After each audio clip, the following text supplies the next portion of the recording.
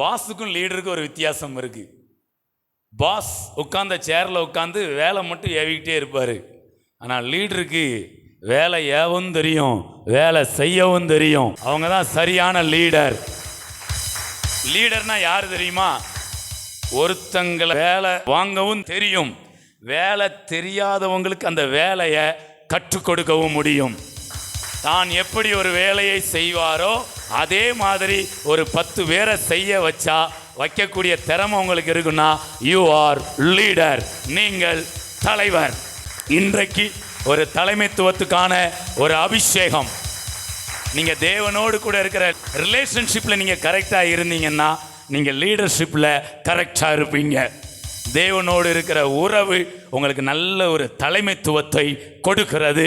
வேலைக்காரங்க சேரில் என்ன பண்ணக்கூடாது? உட்காரக்கூடாது. சேர் யாருக்கு தான் போட்டிருப்பாங்க? விபிஎஸ் நடக்கும்போது டீச்சர்ஸுக்கு என்ன பண்ணியிருப்பாங்க?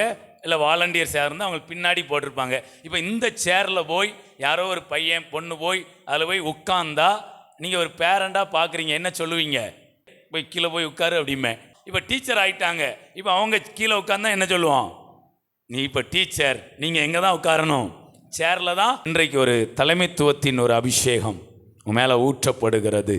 ஹல்லேலூயா. ஒரு லீடர் அப்படின்னா வேலைக்காரங்க மாதிரி இறங்கி வேலை பார்க்கவும் தெரியும், பாஸ் மாதிரி சேரில் உட்காந்து கட்டளை கொடுக்கவும் தெரியும். Praise God.